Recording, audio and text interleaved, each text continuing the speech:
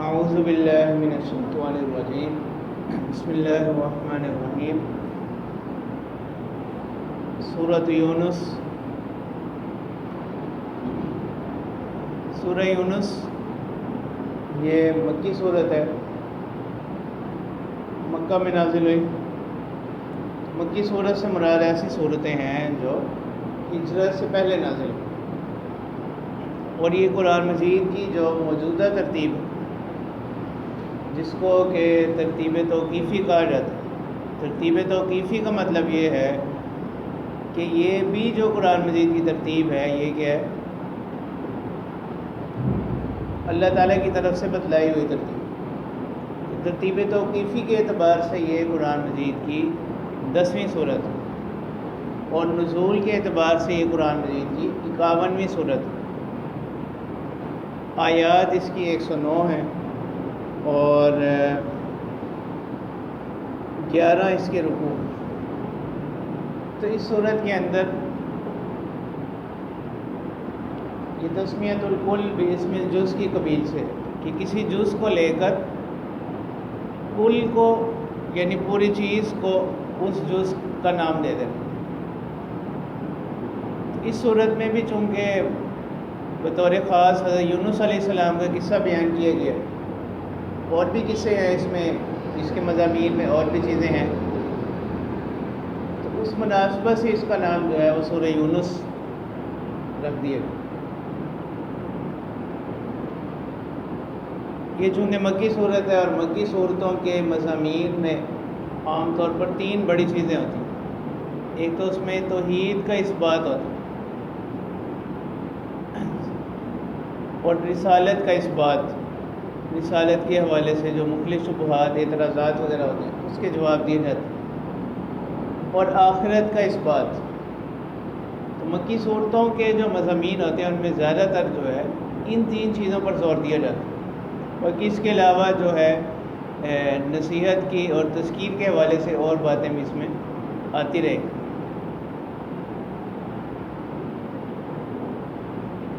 گزشتہ صورت کے آخر میں اس چیز کو بیان کیا گیا تھا کہ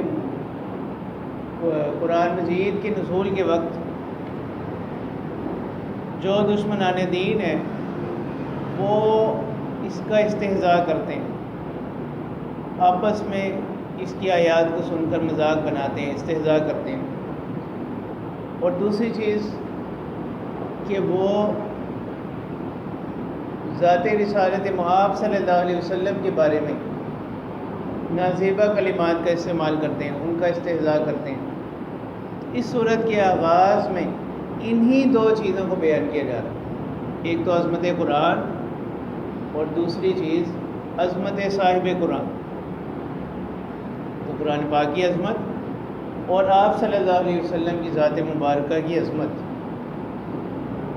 اس صورت کا جو آغاز ہے اللہ تعالیٰ فرماتے ہیں الف لام را تلک آیات الکتاب الحکیم۔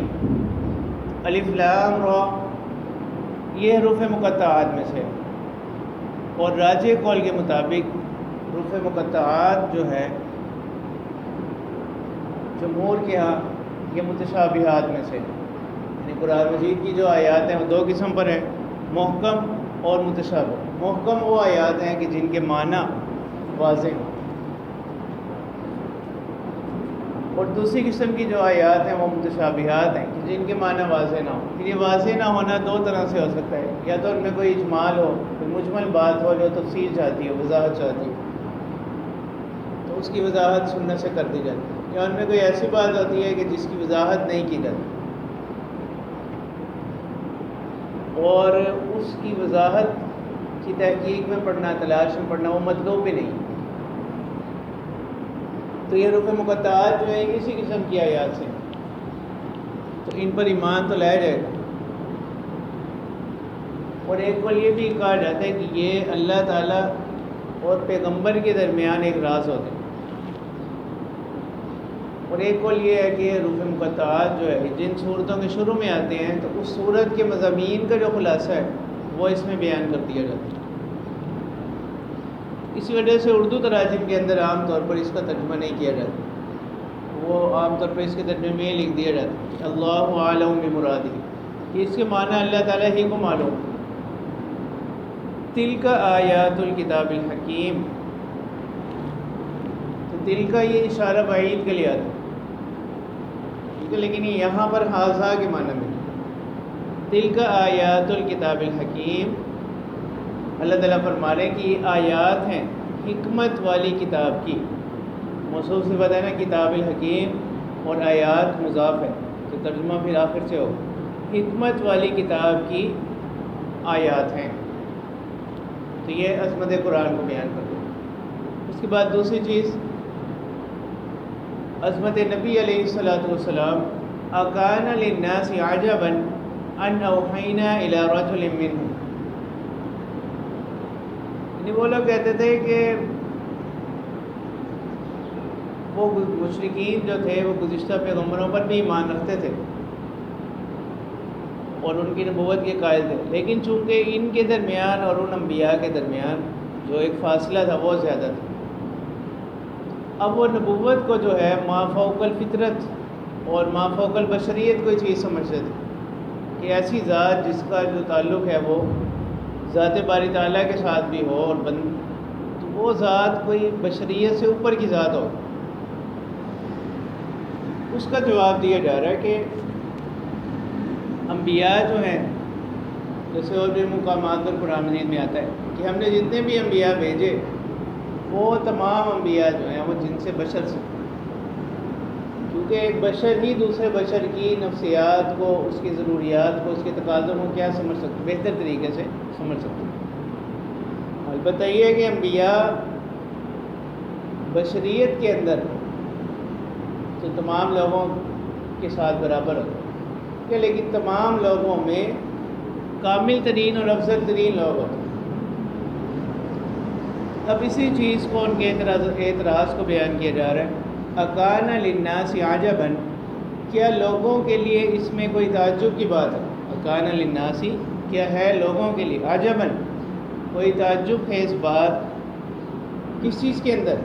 ان اوحینا الی رجل منهم، کہ ہم نے وہی بھیجی انہی میں سے ایک شخص کی طرف۔ کیا وہی بھیجی؟ ان انذر الناس، کہ آپ لوگوں کو ڈرائیے، انذر یہ امر کا صیغہ، ان انذر الناس، کہ آپ لوگوں کو ڈرائیے، وبشر الذین آمنوا، اور خوشخبری دے دیجیے، بشارت دے دیجیے ان لوگوں کو جو ایمان لائے۔ کس بات کی؟ ان لہم قدم صدق عند ربہم، ان کے لیے بلند مرتبہ ہوگا، ان لہم، کہ ان لوگوں کے لیے ہوگا، قدم صدق عند ربہم، بلند مرتبہ، عند ربہم، ان کے پروردگار کے ہاں۔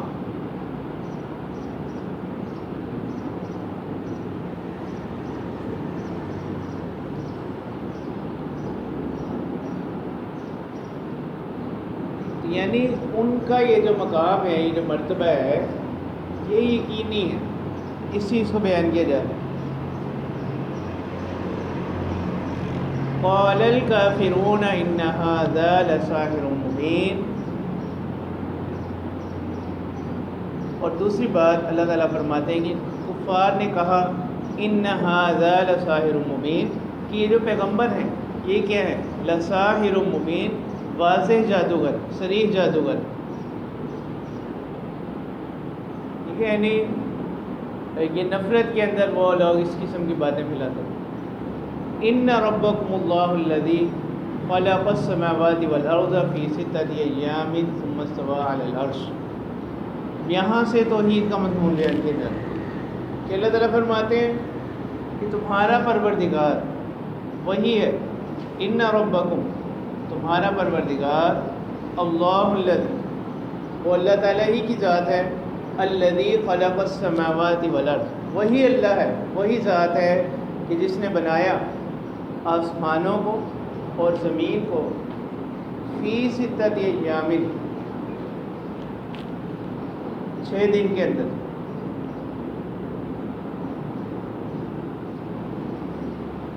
ثم استوى علی العرش، پھر اللہ تعالیٰ کی جو ذات ہے وہ قائم ہوئی عرش پر۔ یدبر الامر، معاملات کی کیا کرتے ہیں؟ تدبیر کرتے ہیں، انتظامات کی تدبیر کرتے ہیں۔ ما من شفیع الا من بعد اذنہ، نہیں ہوگا ان کے لیے کوئی سفارش، نہیں ہے، ما من شفیع، نہیں ہوگا کوئی سفارش کرنے والا، الا من بعد اذنہ، مگر اس کی اجازت کے بعد۔ ذالکم اللہ ربکم فاعبدوہ، وہی تمہارا پروردگار ہے، اللہ تعالیٰ کی ذات۔ فاعبدوہ، تو بس جو ذات تمہاری پروردگار ہے اسی کی عبادت کرو۔ افلا تذکرون، کیا تم دھیان نہیں دیتے، توجہ نہیں کرتے؟ اب یہاں پر اس آیت مبارکہ میں سب سے پہلی چیز آ رہی ہے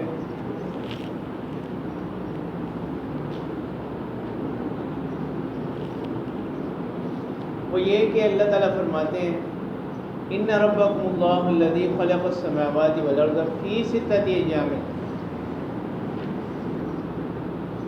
تو یہ ستۃ ایام، اور اللہ تعالیٰ کی ذات و قادر ہے اس پر کہ وہ کن فیکون۔ تو یہاں فی ستۃ ایام کے اندر نقطہ یہ ہے کہ اس میں تعلیم ہے لوگوں کے لیے کہ معاملات کی تنظیم کے اندر، معاملات کو ترتیب دینے کے اندر کیا ہوگا؟ وقت درکار ہوگا۔ دوسرا یہ مسئلہ ہے ثم استوى علی العرش، کہ پھر قائم ہوئے عرش پر، اس کے کیا معنی ہے؟ یہ اللہ تعالیٰ کی ذات کا عرش پر قائم ہونا، اس کی کیا معنی ہے؟ تو اہل سنت کے ہاں جو ہے یہ آیت جو ہے یہ متشابہات میں سے، اس کی تعویل ہم یہ کرتے ہیں کما یلیق بشانہ، کہ اللہ تعالیٰ کے لیے استواء علی العرش سے کیا مراد ہے؟ کما یلیق بشانہ، جیسا کہ ان کی شان کے لائق، جیسا کہ ان کی شان کے لائق۔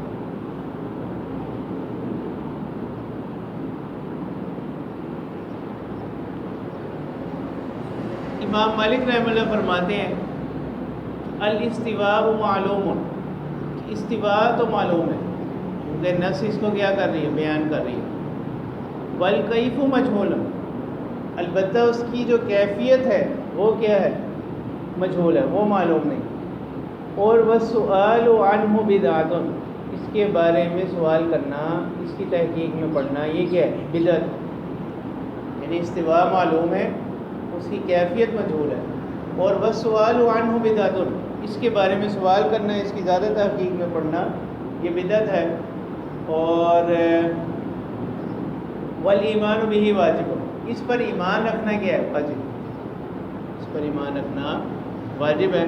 اسی وجہ سے متقدمین جو علماء ہیں وہ اس قسم کی آیات کی تعویل یہ کرتے ہیں کما یلیق بشانہ، جیسا اللہ تعالیٰ کی شان کی کیا ہے؟ لائق۔ پھر یہاں پر اللہ تعالیٰ فرما رہے ہیں ما من شفیع الا من بعد اذنہ، تو اس میں مشرکین کا جو کہنا تھا اس کی تردید کر، وہ کہتے تھے نا کہ یہ جو بت ہیں یہ ان کے لیے کیا کریں گے؟ شفاعت کریں گے، سفارش کریں گے، اس کی تردید کر دی گئی کہ ما من شفیع الا من بعد اذنہ، کہ کوئی سفارشی نہیں ہوگا مگر اللہ تعالیٰ کی اجازت کے بعد۔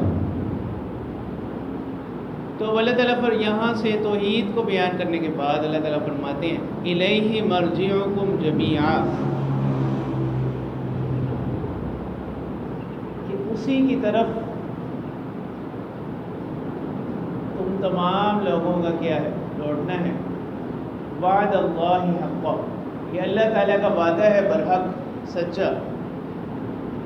اب اس کے اوپر دلیل کیا ہے؟ انہ یبدع الخلق ثم یعیدہ، کہ اللہ تعالیٰ فرماتے ہیں کہ بے شک وہی پہلی مرتبہ پیدا کرتے ہیں، ثم یعیدہ، پھر وہی اس کو دوبارہ کیا کریں گے؟ لوٹائیں گے۔ تو یہ جو بدع ان کا مادہ ہے، ابتدا کا جو مادہ ہے، اس کے ساتھ یعید کا ذکر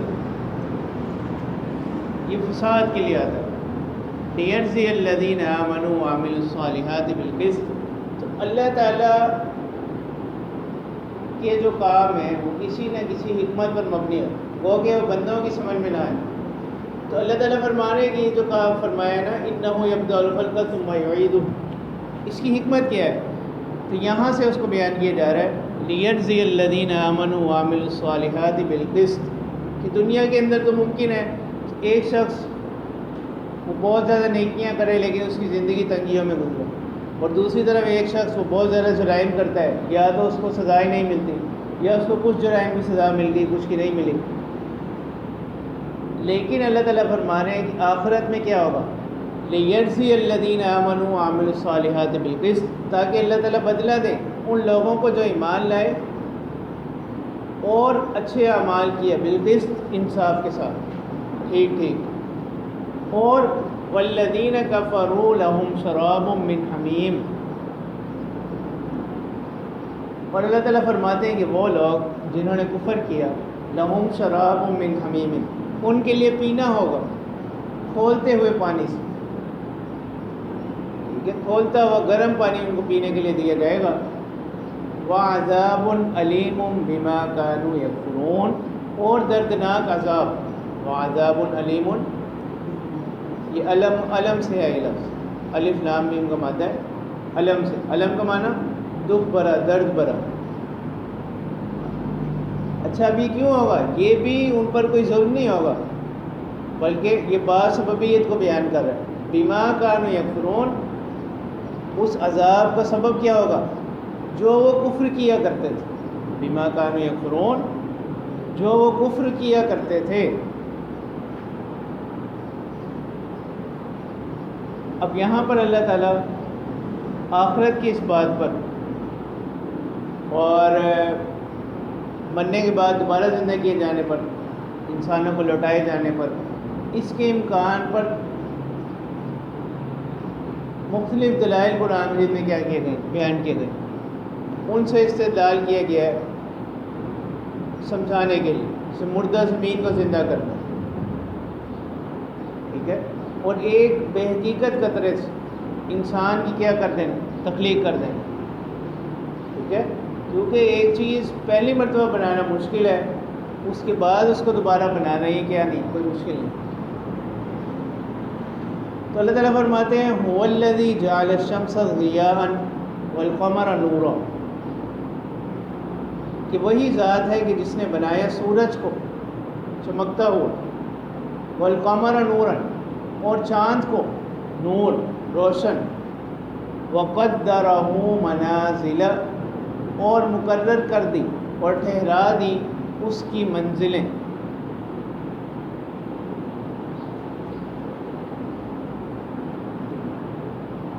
ٹھیک ہے، یہ جو منازل ہیں یہ سورج اور چاند دونوں کی ہوتی ہیں، لیکن سورج کی جو مسافت ہوتی ہے چونکہ ایک بڑے طویل عرصے میں کیا ہوتی ہے، مکمل ہوتی ہے، اس کا اتنا علم نہیں ہوتا. چاند کی جو مسافت ہے وہ ایک تو جلدی معلوم مکمل ہو جاتی ہے، اور دوسرا اس میں یہ ہوتا ہے کہ وہ اس کا مشاہدہ ہوتا ہے. ٹھیک ہے، عام طور پر جو ہے اس کی 28 منزلیں کہی جاتی ہیں. یہ تو چاند کے جو مہینے ہوتے ہیں وہ پھر 29 یا 30 دن کے ہوتے ہیں. لِتَعْلَمُوا عَدَدَ السِّنِينَ وَالْحِسَابَ، تاکہ تم جانو، تاکہ تم جان سکو سالوں کی گنتی. لِتَعْلَمُوا عَدَدَ السِّنِينَ وَالْحِسَابَ، تاکہ تم جان لو عدد السنین، سالوں کی گنتی. ٹھیک ہے کہ اب اتنے سال، یہ سال گزر گیا، یہ سال گزر گیا. والحساب، اور تاکہ تم جان لو حساب. ٹھیک ہے، تو یہ اللہ تعالیٰ نے سورج اور چاند کی حرکت کے اندر یہ چیزیں رکھی.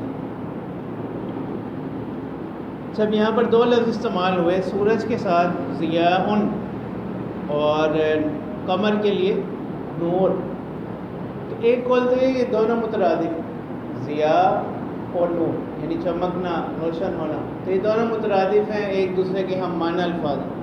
اور ایک قول یہ کہ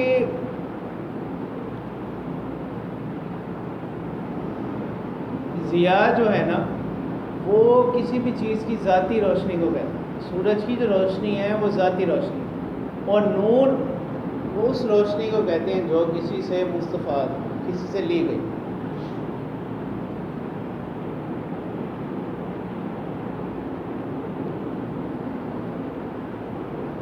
ما خلق اللہ ذلک الا بالحق، اللہ تعالیٰ نے نہیں پیدا کیا اس کو مگر ایک تدبیر کے ساتھ۔ یفصل الآیات لقوم یعلمون، تو اللہ تعالیٰ فرماتے ہیں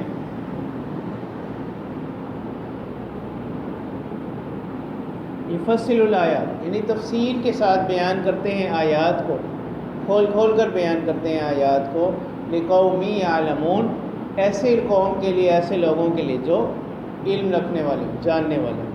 ان فی اختلاف اللیل والنہار، اللہ تعالیٰ فرماتے ہیں کہ بے شک رات اور دن کے آنے جانے میں، ان فی اختلاف اللیل والنہار، رات اور دن کے آنے جانے میں، وما خلق اللہ فی السماوات والارض، اور جو کچھ اللہ تعالیٰ نے پیدا کیا آسمانوں میں، والارض اور زمین میں، اس میں کیا ہے؟